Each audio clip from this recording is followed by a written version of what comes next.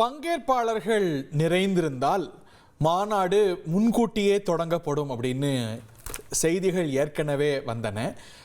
வெயிலின் தாக்கமும் கூட ரொம்ப அதிகமாக அங்கே உணரப்படுகிறது. 100 டிகிரி ஃபாரன்ஹீட்டை தாண்டி வெப்பம் இருப்பதனால வேரியஸ் ஃபேக்டர்ஸ் காரணமாக மாநாடு 1:30 மணிக்கு, அதாவது இன்னும் 5 நிமிடங்கள் அளவில் தோராயமாக தொடங்கலாம் அப்படின்னு செய்திகள் வருகிறது. மங்கள வாத்தியங்களோடு இந்த மாநாடு மங்கள இசையோடு தொடங்க இருக்கிறது. அதற்கு பிறகு இறுதியாக விஜய் உரையாற்றுவார் அப்படின்னு சொல்லப்பட்டது.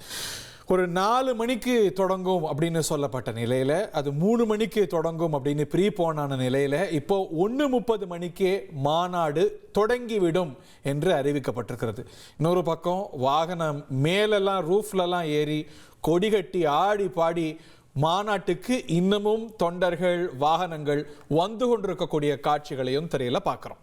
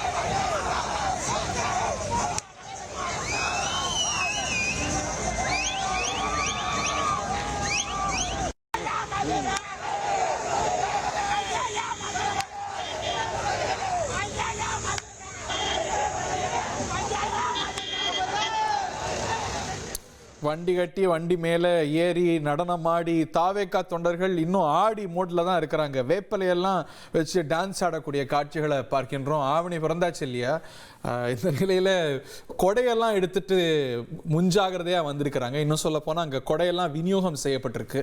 ஆனால் லட்சோப லட்சம் மக்கள் வரக்கூடிய இடத்துல, அதுவும் ஒரு உஷ்ணமான நாளில் அக்னி நட்சத்திரத்துக்கு நிகரான வெப்பம் அடிக்கக்கூடிய இந்த நாட்டில் இன்னும் சற்று நேரத்தில் மாநாடு தொடங்க இருக்கிறது.